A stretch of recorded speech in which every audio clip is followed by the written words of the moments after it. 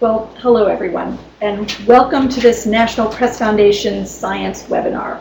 I'm Linda Topping-Streitfeld. If you've ever been assigned to do deadline reporting on scientific research, if you've ever wondered where do I start, you're in the right place today. Our experts are going to offer up some questions you can ask to analyze the study results, to judge how significant a study is, and how to present results in context. Today's webinar is sponsored by the Coca-Cola Company. As always, we're on the record, and as always, at no cost to journalists. Our presenters, Dr. David Allison and Dr. Andrew Brown, are joining me in cyberspace. They are webcasting today from the University of Alabama at Birmingham. I encourage you to view their full bios and credits on our website, which is www.nationalpress.org. Dr. Allison is Associate Dean for Science and Director of the Office of Energetics. He's authored more than 450 scientific publications, edited 5 books, and received numerous awards for scientific achievement and excellence. He also is a fellow in several important science associations. Just last year, he was inducted into the Johns Hopkins Society of Scholars, and in 2012, he was elected to the Institute of Medicine. Dr. Brown, also with the Office of Energetics, is a postdoctoral researcher presently studying the fidelity of the reporting of obesity-related scientific literature. He has authored or co-authored 13 scholarly publications, made numerous scientific presentations, and received awards from groups such as the American Society for Nutrition and the Alabama Public Health Association. We are the National Press Foundation. We're a nonprofit based in Washington, D.C., whose mission is to help journalists understand complex topics. Again, we're on the record, and we always encourage questions. Today, you can type your questions into the chat box at any time. We may not take them right away. We may hold some until the end or until we get to a break, but feel free to put them in. And by tomorrow, we expect to have a link on our website to the recorded version of this webinar. So if you want to share it with a friend or post it to social media, you'll be able to do that. And that website, again, nationalpress.org. If you're tweeting today, we are at NatPress. So that's all the announcements from me. Gentlemen, I'm going to hand it over to you. I look forward to seeing your slides. I know you have a few disclosures before we get to the meat.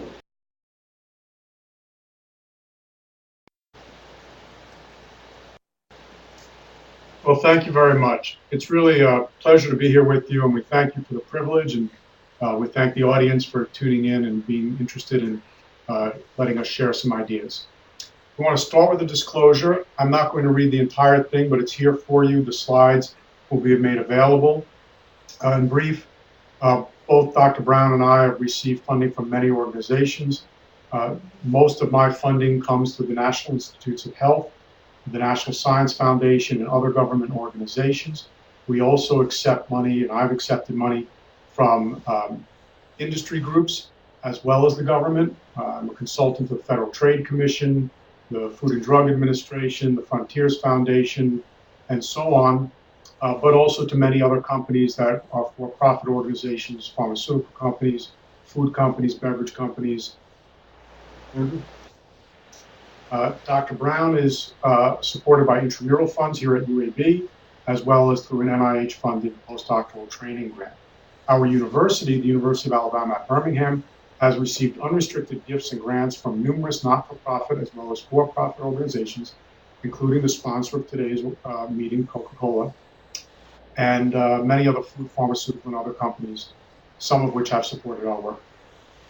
We, Drs. Allison and Brown, we do not advocate for or against any particular policies. We advocate only for good science. We speak for ourselves, and our views are not necessarily those of UAB or any other organization.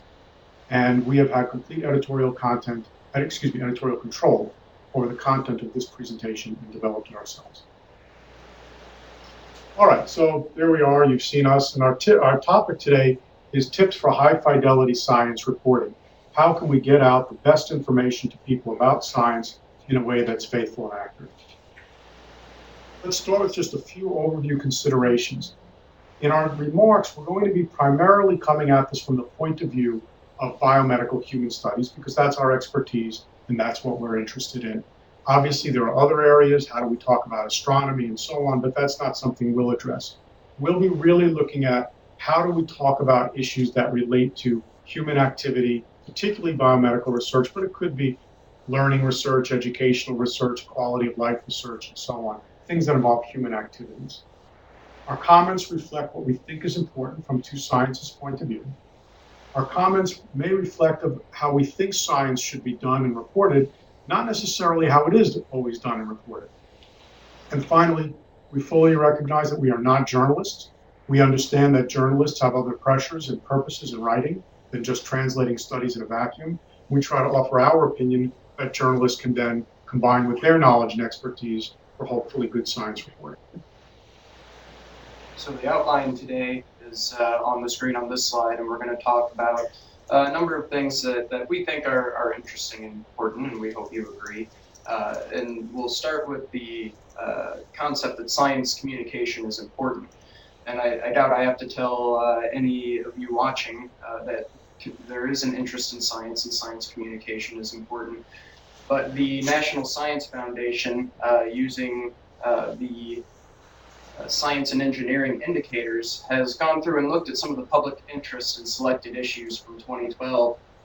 And we can see things like new medical discoveries and new scientific discoveries people are either very interested in it or moderately interested in it, and very few people are not at all interested in it. So again, I doubt I had to tell any of you that it's something people are interested in. But the next concept on this slide is that, as again, I'm sure you're all aware, more and more people are getting most of their information from the internet as opposed to newspapers and television, and this has had some interesting influences on the way information is communicated, particularly that a lot more information is able to be disseminated a lot more rapidly. It's important to consider, though, what people actually understand when speaking about science, and in this top figure, this is again from the NSF Science and Engineering Indicators. We see that there's quite a variety, what people understand is quite variable. And you see over the last approximately 15 years, there hasn't been a noticeable trend either up or down in what people have been understanding. But we see some people understand the physical science as well, some biological sciences. But then some things about scientific inquiry itself seem to be poorly understood by a number of people. But one thing that we can show in the bottom is that our communication of science, particularly to the general public, has gotten better over time, and we see that the number of times that people use the caveat that correlation does not equal causation has increased over time in various writings. And that's really encouraging, that reports of correlations are increasingly accompanied by reminders that correlation does not equal causation. And now we want to start to get into some of the ideas that of what does the public see that's coming out in the media. And here we're highlighting some of the things that are not so encouraging. And we just put a few examples. These are all real examples, but we chose examples that would be a little bit fun and interesting, we hope. And the first one, if you look at the headline, it says, this is an actual headline from the newspaper, it says, skipping breakfast to lose weight makes you fatter and far more likely to raid the vending machine. So we then went back and found the original paper on which it was based. And it turns out that this paper was a presentation out of proceedings based upon MRI results and brain scans and observations of how much subjects ate at lunch after skipping breakfast. There was no measurements of change in body weight and no vending machines involved in this study. So it gives you this idea of this marked disparity between the headline and what the study is actually about. And we've got a couple of other here. U.S. farm subsidy policies contribute to worsening obesity trends, study finds. And then we go back to the paper. Actually, there is no study at all. The paper is just the author's commentary or review on farm subsidies. Here's two that go together from the same story. These are two of my favorites. Drinking 5 cups of coffee every day may lead to obesity, study. And worse, wrong amount of coffee could kill you. So I thought, well, this is important. Let's go back to the paper and check this out. Went back to the paper. It is a study of mice involving a substance found in coffee, but actually no coffee itself, which showed no significant effects on weight gain and reported no deaths among the mice. So we see this marked disparity, and there's a reference there. It says obesity and energetics offerings. You can find that on the web. That's our website where we distribute every week a large number of papers and scholarly material on this, and it's free if you can sign up if you want, and you'll get things like this. I want to just interject for a minute in support of journalists, many of whom do not write their own headlines. But for journalists, I think the important message here is to remember that you need to check the headline. After you've filed your story, if you haven't written it yourself, go back and see what the copy desk or a copy editor or a web editor has done with your story so that you make sure the headline actually agrees with the information that you reported. Excellent, thank you for that.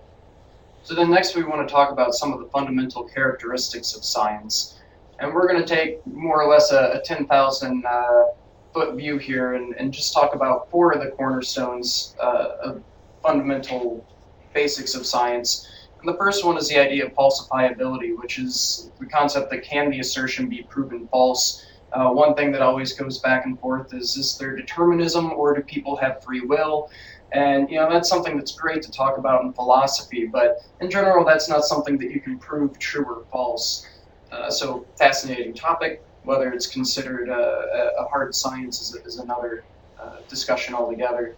There's also the idea of uncertainty, and this doesn't just mean how variable are the results, but it's also how confident are we that what we did to get those results is actually true.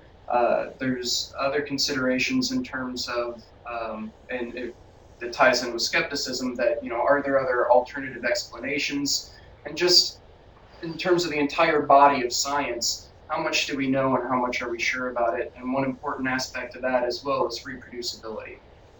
In reproducibility, the question is asked, can the phenomenon be replicated? So if we feed somebody something, do we get the same result at the end?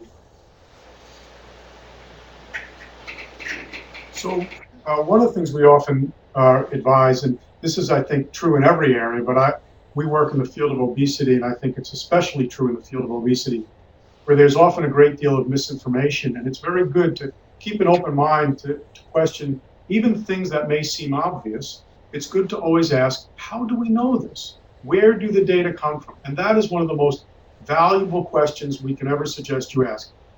How do you know this? Where do the data come from? What is the basis for this? And you might think that in the age where we're studying the Higgs boson and we're doing functional MRI images of glucose uptake in parts of people's brains, that surely in the 21st century we know how to weigh people. But in fact, that's not always done. So take an example of this chart here, which I suspect many of you have seen examples of. And this comes from the CDC. And we love to talk about these state rankings. And the darker colors in these maps indicate states in which there's a higher prevalence of obesity. And here's us down here in Alabama. We have a very high prevalence of obesity relative to other states. So, of course, our disclaimer is we're from Alabama, and we're proud of that. So take that for what it's worth. You have to ask, where do these data come from? Well, they come from the CDC, from a study called the Behavioral Risk Factor Surveillance Survey, BRFSS. And these are based upon the CDC calling up roughly 100,000 people on the telephone each year and saying, how much do you weigh and what is your height? And as you might not be shocked to find out, not everybody accurately reports their height and weight. There are known biases. Men, for example, tend to over-report their height a little bit, especially short men. Most people underreport their weight a little bit. Obese people underreport their weight more. Women tend to underreport their weight a little bit more. So there are these known differences. And why does that matter? Well, let's take a look here. These come from another data set of 30,000 people nationwide, or at least in all the states listed here, a representative sample conducted by my friend and former colleague and boss, George Howard, who is the PI of this large study. And what you see here is the rankings of different states from the CDC self-report data. And here you see the rankings of those same states from the, hang on a minute, let me get that arrow back.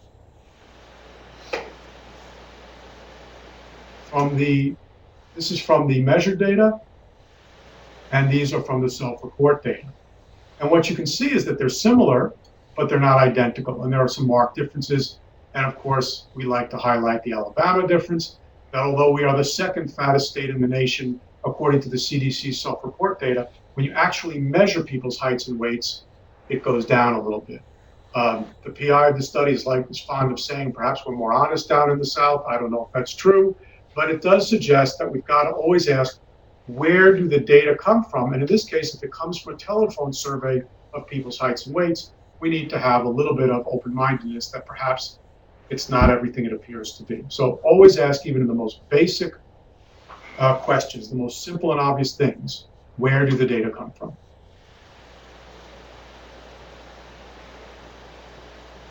Okay.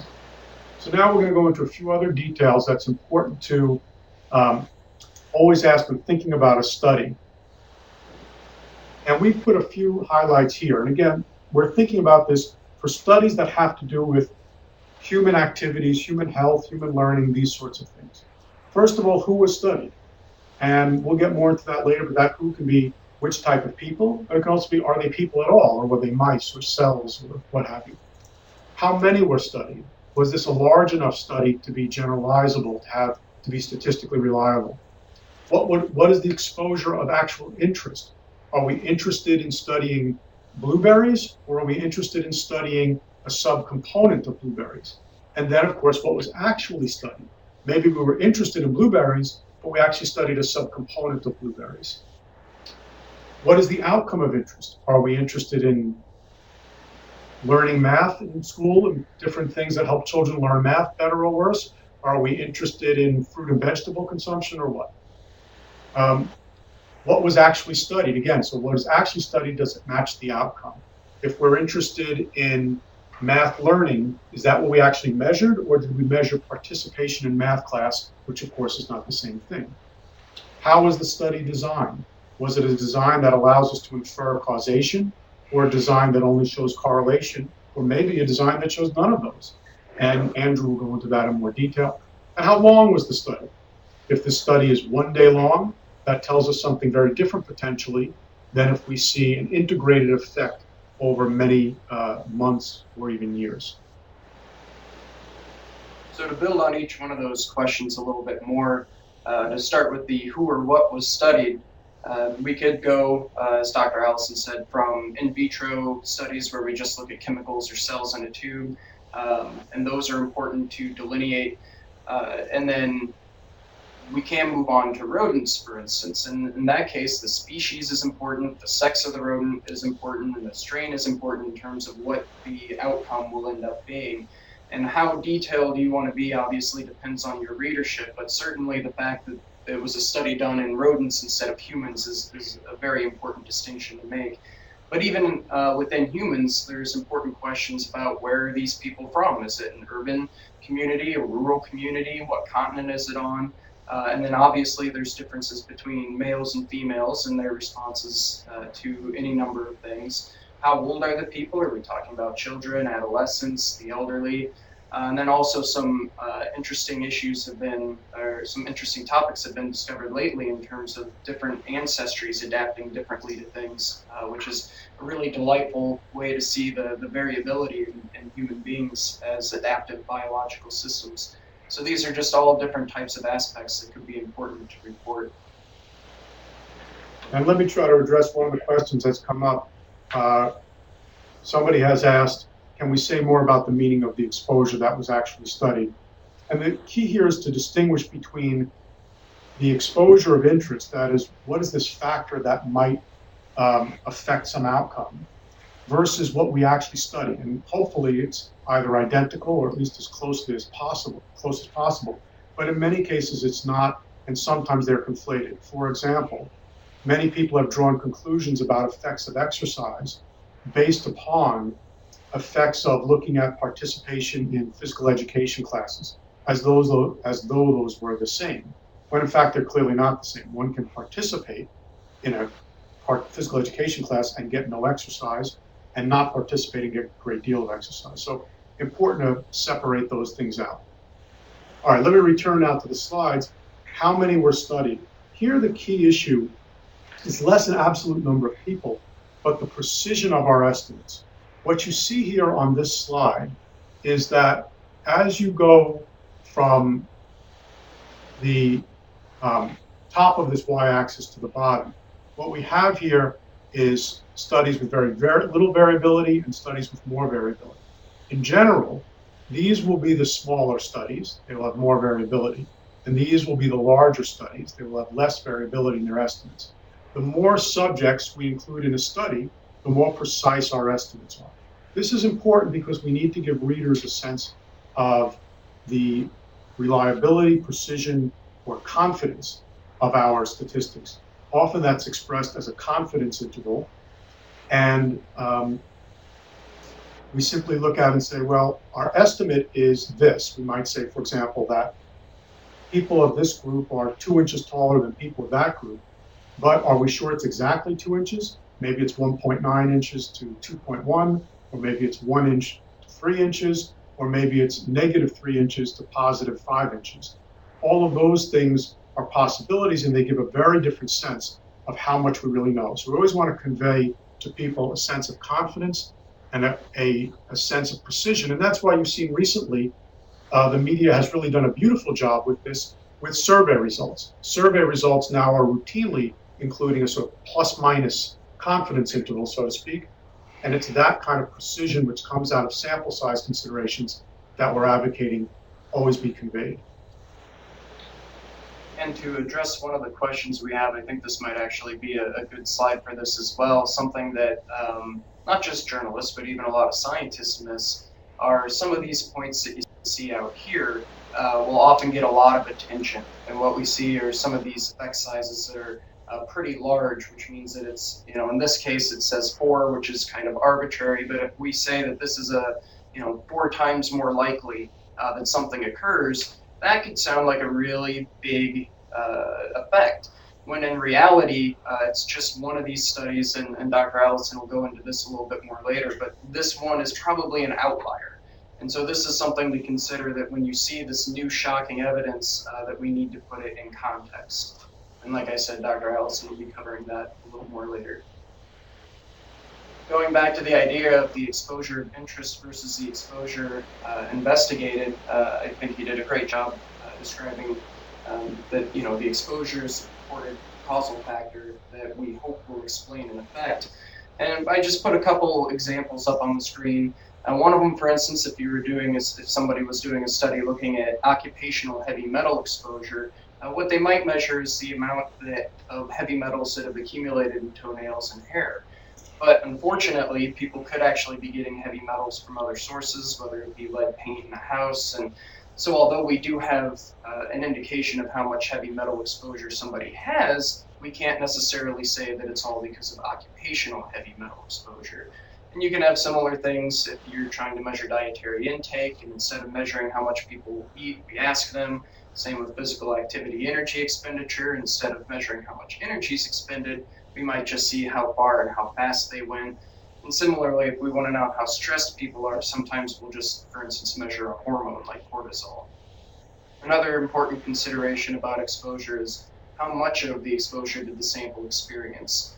And so it could be in a big dietary survey that they cut up all the people into either the top 10% and the bottom 10% of meat consumers. There's a paper recently that did this, and then look at differences in outcomes. So you have one group that has a huge amount of exposure and another group that has pretty much none.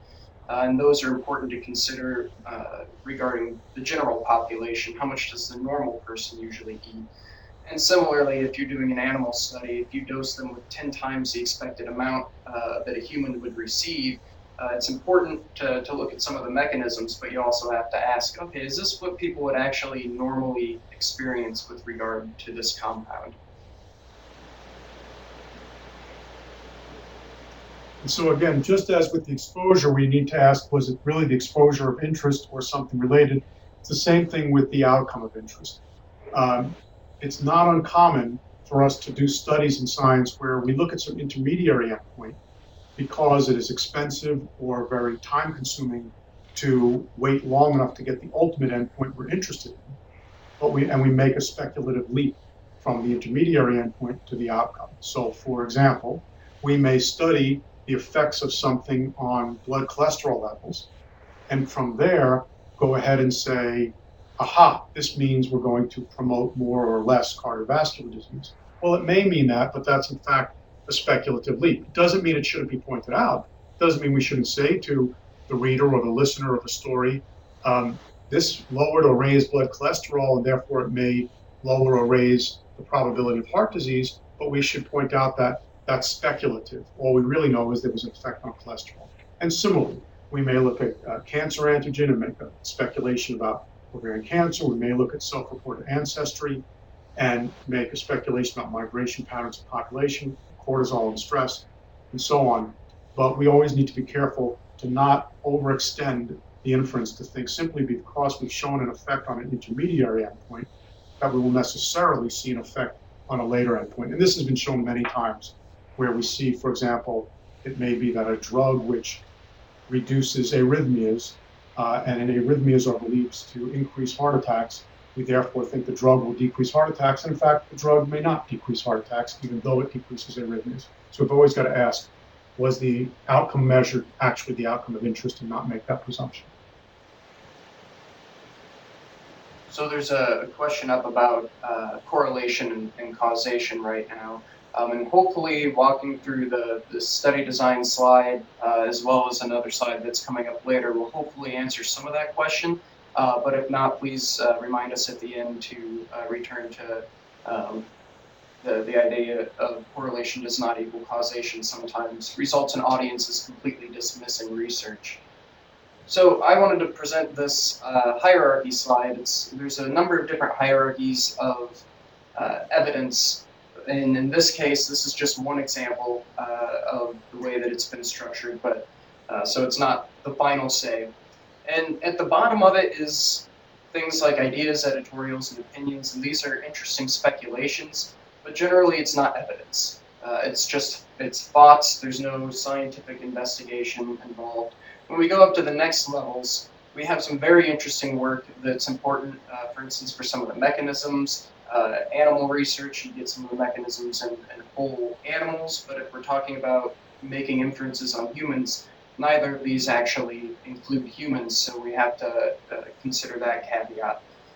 Then when we move up to case reports and case series, this isn't humans. But usually it's somebody with a very strange illness or just somebody's report on what a group of people did without any sort of a comparison to see if what was done for them may have actually been any better than what happened for anyone else. Then we get into case control studies and cohort studies, and this gets into the correlation does not equal causation.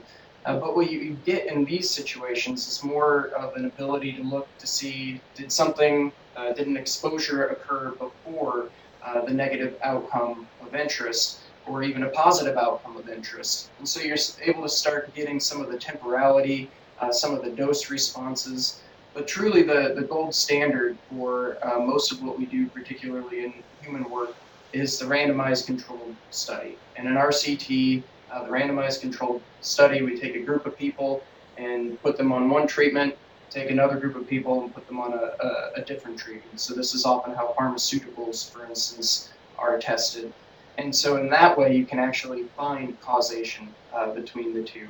And then at the top of it is comprehensive summaries of evidence, so systematic reviews and meta-analyses. So these are terms that scientists have been getting better at actually reporting these terms in their studies, so hopefully that'll help other people reading it not have to dig through to find it. Hopefully we're doing better on the science end of making it a little bit more transparent as well.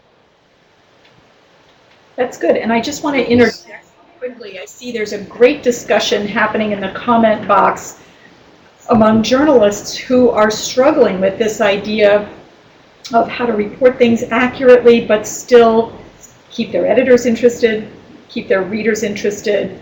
So I'm glad that we're having this talk, and I hope that the advice you're giving each other is useful, because these are really tough issues that we're tackling here. I agree.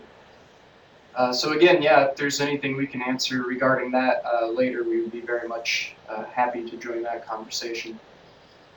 So there's also the idea of how long a study is, and this is important in terms of what the outcome of interest actually is. So we covered a little bit of this when we were talking about outcomes, But if you want to look at cardiovascular disease deaths in humans, you're going to be talking about studies that may take years upon years to actually get observe the endpoints that people are interested in.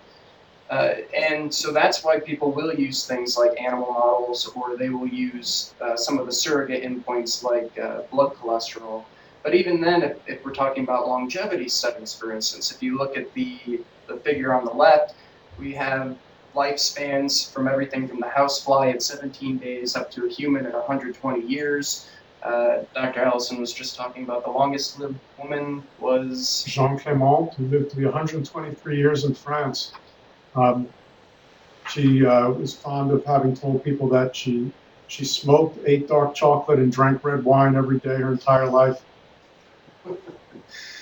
And then on top of that, you have organisms that are considered pretty much immortal, and this is contentious amongst the community that studies them, but the hydra, for instance, is considered immortal. So if you're going to do a longevity study, you might not want to use a hydra, but then if you're wanting to do a longevity study that directly relates to humans, you're going to be talking about waiting centuries to really see the outcomes. So that's where there's some strength in some of these other models that we can look at. And then the figure on the right just considers, in this case, obesity, because that's what we study most. And you can see that a number of the studies will come out about weight loss and things where people were fed for a short period of time, or in this case, surgery. But the outcome is quite a bit different if you were to stop the study at 1 year versus if you were to carry it out to 9 or 10 years in terms of what the final effect is. So it's always important to consider how long the study is compared to the outcome of interest. All right, so the next thing we want to get into is this idea of providing context for the study. And I'm sorry, I've lost the mouse here. Here we go. One of the important points of context is, where are we on the continuum? And this sort of relates a little bit to the dialogue that I see happening in the dialogue box. Where are we from what we might call gratuitous replication, which is where you've got a study being trivially repeated over and over and over again. Andrew published a paper he and I did together a few months back that got tremendous pickup, showing that studies showing the association, but not causation, observational epidemiologic studies, showing the association of breakfast consumption and versus skipping and lower body weight have been done literally over 100 times. And you still see one come out about every week or so. And you have to ask, why are we doing that? That's really just gratuitous replication. It's not adding any new knowledge. On the other hand, we have, at the extreme, the radically new observation that's totally out of left field, that no one was expecting. And sometimes we worry about those because they may suffer disproportionately from what's called the winner's curse. And the winner's curse is this label used to convey the idea that when you bid on things, if you are lucky enough to be the bidder that wins the top prize, you may in fact be disappointed. This actually came from people bidding on oil wells.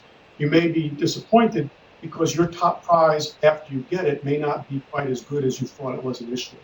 And how much it's not as good seems to be related to how much it was at the top. That's called the winner's curse. And the reason for it is that our evaluation of anything, like the evidence from a study, is a function of both sort of the true signal of that thing, plus statistical noise, random error around it.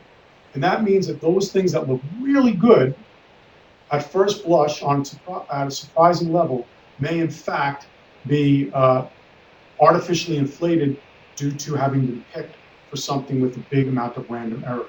And when we try to replicate it, it will come down. Doesn't mean it doesn't deserve reporting, but it means that if something's really coming from out of the blue, we need to be extra careful about letting people know that, so that they know this is an unexpected finding and it may turn out to be wrong later. And that the actual estimate of the effect or association may be unusually high, and we probably want to shrink that down in our thoughts and say the next one that comes out may be smaller, and give those bit of interpretive advice to people in thinking about it. Those seem to be helpful ideas. And then there's just a little bit more here about laying out the conditions of what conditions was it done, was it really the first, and so on.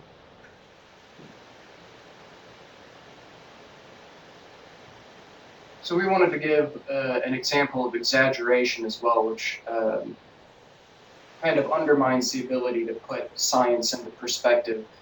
In this particular study that came out recently, they looked at, and the title of the paper was "Low Protein Intake is Associated with a Major Reduction in IGF-1 Cancer and Overall Mortality in the 65 and Younger but Not Older Population." This is why you have headline writers, because this is not exactly a catchy title. But it is very well nuanced, and it says associated instead of causation. You see that they did look at humans. It was a cross-sectional study in humans, and that they did try to follow up with a rodent model to look at some of the mechanisms. But in their press release that came out with it, things started to get a little bit more extreme in terms of the recommendations and causal language, to the point that headlines eventually came out saying, "Eating lots of meat and cheese in middle age is as deadly as smoking." So this is, we don't know how we got from this really well nuanced title into this kind of exaggerated headline, but it's not that uncommon. And there was a nice study that went through and actually looked at how some of these things kind of traverse from abstracts through into the general news. And in this study, they looked at spin, which they defined as specific reporting strategies, intentional or unintentional, emphasizing the beneficial effect of the experimental treatment. So this is kind of a nice, fancier way of saying they exaggerated their results. And in the abstracts, you see the top half of the bar indicates that there was spin in a little less than half of them, whereas there was no spin by their metric in the lower half of that bar. And if you follow along, from left to right, when you see the press releases, every press release that came from a study with an abstract with spin had spin in it. And then every news article that came out also had spin in it. Whereas if the article was written originally with what we'll call appropriate conclusions in this case, you see that very few of the press releases actually picked up spin. And here, the only news articles that really had spin at the end were most of the ones where the press releases had spin. So we also wanted to highlight that scientists and press releases don't always get it right, and that's just something to be aware of as well. Now, one of the things that I've been trying to talk about within the scientific community, and maybe journalists can be our allies in this and help, I've been trying to suggest that we start to have the journals issue peer-reviewed press releases, so that a journalist who gets a press release can say, is this one that just the university put out to try to publicize themselves, or is this one that in fact the journal had a third party of scientists review and say, did this press release actually convey the findings of the paper? All right, the next thing we want to get into is something that I think has really been hinted at a little bit in some of the comments that I've seen in the comment box. And it has to do with this idea that journalists have a tough job in that you've got to get people's interest. One of the great things about being a professor is we're allowed to be boring. Nobody, they may not like it, but nobody says being interesting is part of the job. We just have to be accurate. And so sometimes we're okay with being accurate, and people say, well, it's a little dull. You guys don't get to be boring. You've got to be both accurate and interesting. And we think that it can be inherently challenging at times. One thing we think is worth thinking about is the human element. We think the human element is very important, but how it comes in is important. If you look on the left-hand side of this slide, what we see is what we think is important in science. And so that's three things. In science, only three things matter: the data, the methods used to generate the data, and the logic connecting the data to conclusions. Everything else is tangential. Now, in contrast to human audiences, including these humans, we love stories. And I'm actually taking some of these ideas from a book that I bet many of you already know. And if you don't, it's a really great book. And I have no investment in this book, and I don't know the authors personally. It's a fantastic book, though. It's called Made to Stick. And it's about how we can convey information in a way that sticks with people. And it turns out that stories is essential. Humans like stories. Humans remember stories. And we particularly like stories about other humans. So there's a tendency in journalism, I think, to often try to bring in the human element, and that's good. Sometimes, however, the way the human element is brought in is to in some way evaluate the science, and we think that is not ideal. We think the science needs to stand on its own. And so that if in fact part of the story is how did scientist X come to this interesting idea, that's great, human element story, or some background about science X's personality that just makes it exciting, terrific. But if the part is that scientist X is from an Ivy League university or the CDC or a company with a financial interest in it or whatever, and therefore we should believe them more or less, then we think that's just ad hominem reasoning. And we want to make sure that that ad hominem reasoning doesn't get mistaken for evidence. We think that's brought in too often, and it doesn't have a place in science. And it doesn't have a place, again, whether it's negative or positive. I can't tell you how many times I've sat on FDA advisory boards, for example, and heard people get up and say, here's Dr. X, and he's the chair of the department at this brilliant university and done all this. And you want to say, oh, yes, just sit down. Do you have any data? Tell us the data. Data are what matters, not personalities. So we think build in the human element for interest, of course, but not to build in the human aspects, not to talk about aspects of the characters involved as the evidence. And there's a wonderful little book here called the Anthology of Bad Arguments. There's a link for it here, and you'll have some fun with it.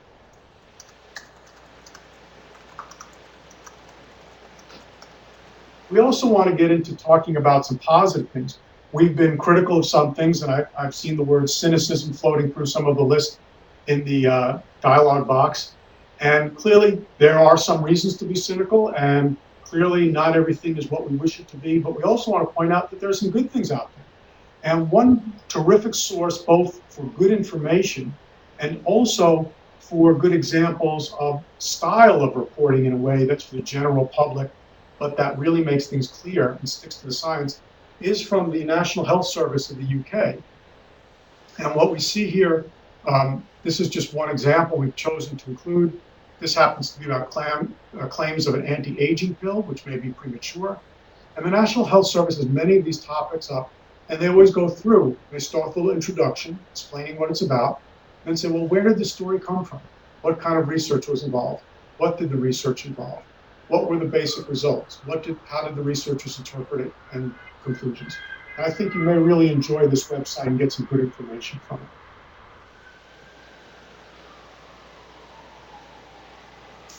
And in terms of final thoughts, I want to point out that a key thing that I think many scientists themselves forget is what their expertise is and where it ends. Our expertise in science is about what is. It is about facts, about how things work, how big things are, what is the effect of A on B. Our expertise is not in what things should be. Those are moral questions. And so just because I can show you that if you do this, children's math ability will improve, or if you do that, there'll be more or less cases of cancer, that doesn't mean what should be. That you have to come in with your values. Say, how much do I value this intervention? How much do I value that outcome? And so on. And just to give an example of that, here's a little bit of a sort of fanciful example, but imagine that I invite you over to my house for my annual casino party, and I have 2 roulette tables. And table A, the probability of the marble coming up black is 0.6, 60%. If it comes up black, you win. And on table B, the probability of black is 0.4. And so you have a 40% chance of winning. If it's red, I win. So you'll win more often on table A, and I'll win more often on table B. The question is, which table do you want to play on? And almost everybody, when I ask this question, I occasionally do this at talks with shows of hands, everybody says, well, of course, I guess table A, that's where I win more often. And one of the morals of the story is never bet against the statistician, because what we didn't talk about is what the stakes were. If the stakes here are that you pay me $100 if I win, or rather, I'm sorry, I pay $100 if you win, but you pay me $1,000 if I win, then if we play long enough, even though you'll win more often than me, I'll clean you out. And vice versa on table B. So you can only make an intelligent, informed decision, not only if you have essentially the empirical, statistical, factual information, but if you've also got the values. Now, in this case, those values were very quantifiable. I could have talked about those in scientific terms as well. But in some cases, the values aren't so easily quantifiable.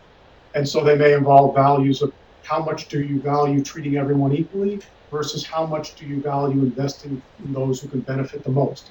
Classic question that comes up in education. Do you value giving more resources to the people that need it the most, or will benefit the most, or can contribute the most to society?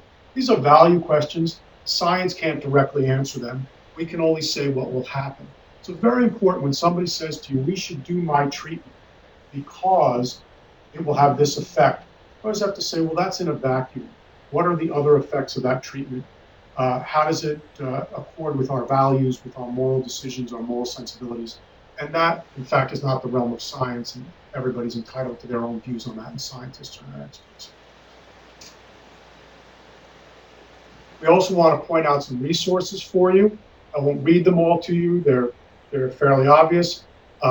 This is one that I particularly mentioned. This is our resource. If you go to this website, you can see thousands of papers. Oh, I'm sorry. Thousands of papers at this point that address obesity related topics. If that's something you're interested in, here's one of the books we've mentioned earlier. Here's the National Health Service. Here's a US-based service and so forth. So we hope you enjoy these. We think that you'll find a lot of good stuff at those sites.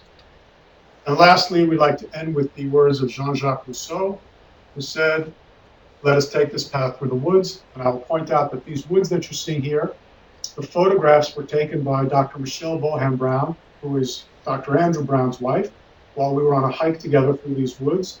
And if you'd like to come and visit us in Birmingham, we'd love to have you visit, and we'll be glad to take you for a hike. Thank you. Well, thanks very much. Those woods look absolutely beautiful. As long as you're not going to take me for a ride, I think we're okay. For the journalists who are watching, if you have additional questions, this is the time to put them into the chat box, and we'll be watching for them. One viewer has asked earlier a question about your slide regarding the credibility of a particular scientist, whether he comes from a big university or a lesser known school, whether he's a big name. The question is, does this mean that we shouldn't mention the credentials of a journalist? And if they do have financial connections, is it not okay to mention that?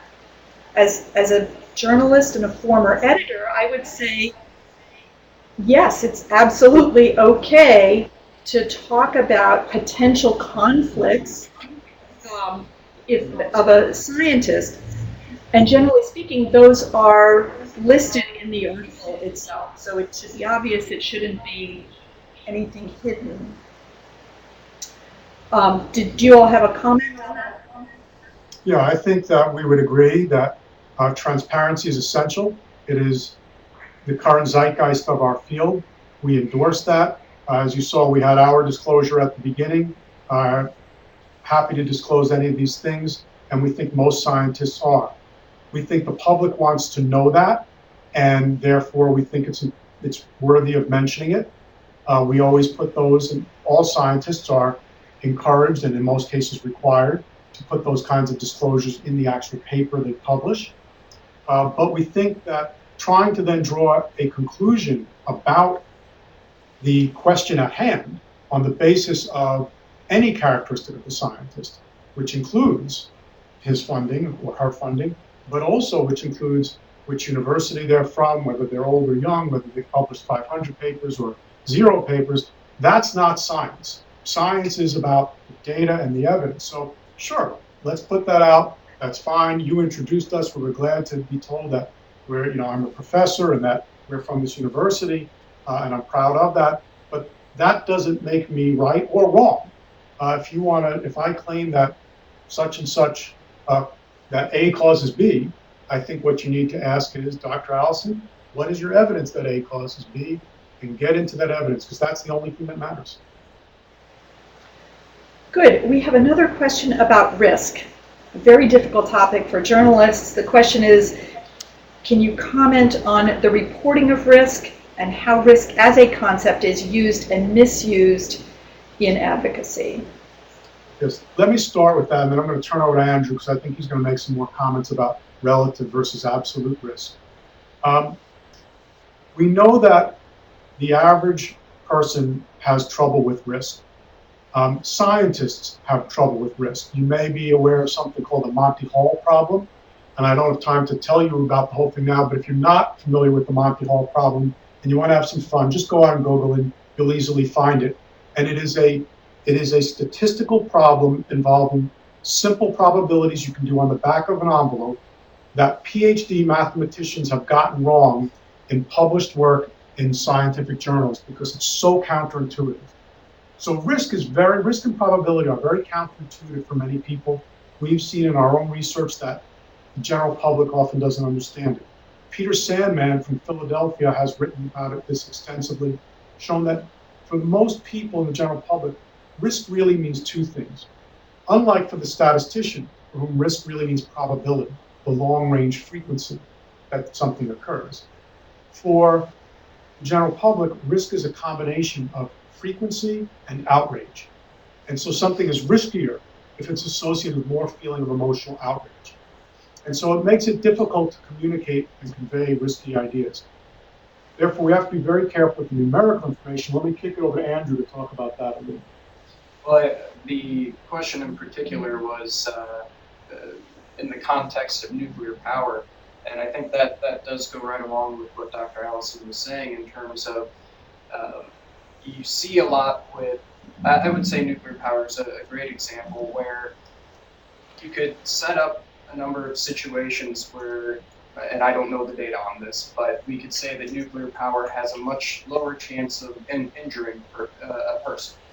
But when you think about a catastrophic failure, that brings something into people's minds that just really frightens them. You see that a lot in the disease reporting. So when you see things about particular cancers, people get really emotional about that because it becomes a little bit more real for them.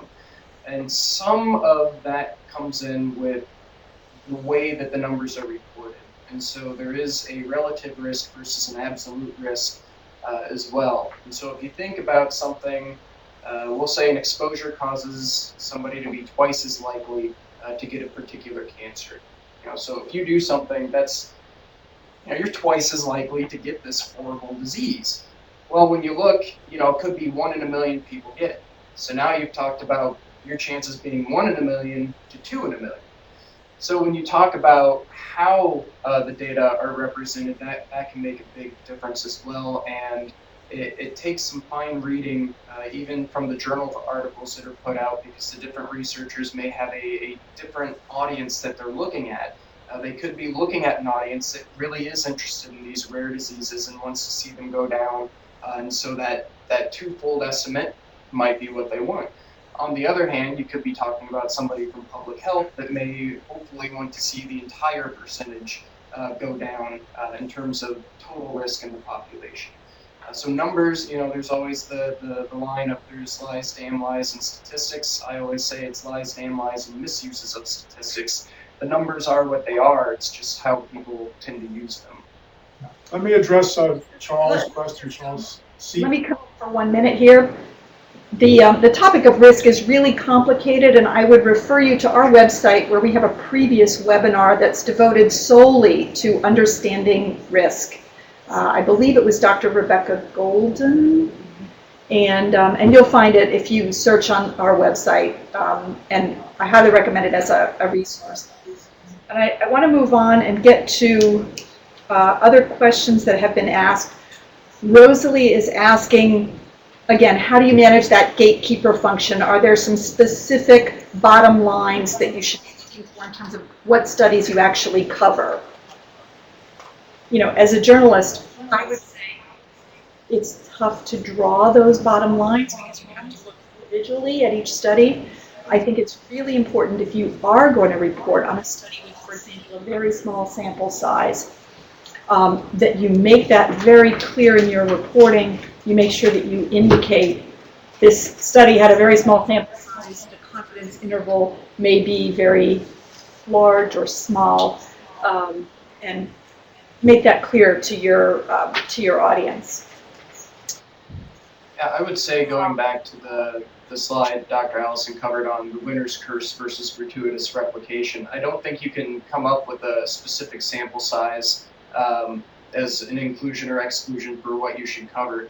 I think if it's something that we've seen 100 or 1,000 times before, and it's the same type of study, that's indicating that, maybe this isn't the type of study that we really need to be pushing forward to increase the population's understanding. There's something known as the mere exposure effect, where if we just keep telling people the same thing, they'll start to believe it. And even when you show the same correlation over and over and over, it's not getting any closer to causation, yet we've been exposed to it so many times through reading that all of a sudden it becomes kind of truth and urban legend.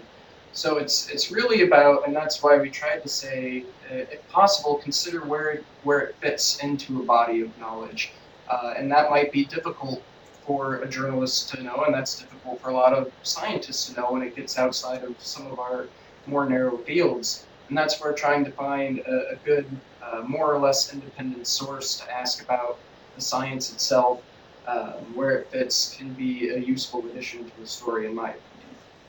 I think I would also add, and this came up a lot, we see lots of things about, questions here about interest. And I think there's different ways in which, different reasons why one can report a story. And I think that one reason one can report a story is with the idea that it has some direct value or utility for a person to make a decision about what to do in their life, what to eat, how to teach their children, what kind of school to send their children to, what kind of car to drive. And other times we report a story just because it's interesting. Dr. Brown and I were talking just before this started about, some old astronomical findings in the history of science and how they came about, not because we were planning to use that later to navigate home, but in fact because it was fascinating, it was fun, it was interesting. And I think science is fascinating and fun and interesting. And I think if we can convey that to people sometimes, then I think it's perfectly fine to convey a new story that may not be, or a new study that may not be rock solid. That's a little speculative, but to say it's speculative, it's not rock solid, but it's really interesting, and we just think you might be intrigued by it. If we go the next step further and say, and therefore it shows you should change your life and do this, eat this, don't eat that, drive this car, don't drive that car, then I think then we've gone too far. Right. We are almost out of time, but I do want to address another question here from Charles, who asks, who paid these speakers today for this event? And I want to make it very clear, NPF does not pay speakers to present for us. These speakers didn't get anything for this appearance today. As we said early on, this webinar is sponsored by the Coca-Cola Company. Those funds came to the National Press Foundation. None of them are passed through to the speakers. And at this point, because we're very close to our time, I guess we have one more minute, so we'll try. Let them answer. Okay, so the answer is, as was said, we received no funding from any outside organization other than the good people of Alabama. So we are paid by the state of Alabama, essentially, for our time today. Okay, do we have just a minute to get to Martika's question? Red wine is good for your health? Yeah, this again is a tough question because there are some things out there that may have beneficial effects and non-beneficial effects. It's hard for people to sort that out. Yeah, and I think Martika, who I know, I bet knows more about red wine than I do. So I'm not going to answer the question, but maybe you can tell us next time. All right. I do think we're out of time at this point. I really want to thank Drs. Brown and Allison for a fascinating discussion. I'll give you the quick commercial message. All of our National Press Foundation programs are free to journalists. And in order for us to keep that up, we depend on sponsors, program funders, and viewers like you. So if you found today's webinar useful, we would encourage you to surf over to our website, that's nationalpress.org, and find the helpful little button that says donate. You too can be a part of our work to help improve the quality of journalism. Please feel free to continue to put questions into the chat box. We'll hang on here for just a couple more minutes, answering them maybe in the chat. Also, we'd ask that you take a few minutes to answer the poll questions about this webinar that should be appearing on your screen. That helps us to evaluate how we're doing and to plan what's coming next. In the meantime, thank you so much for joining us. I'm glad you were here, and we'll see you next time. Thanks, everyone. Take care. Thank you. Thank you very much, guys.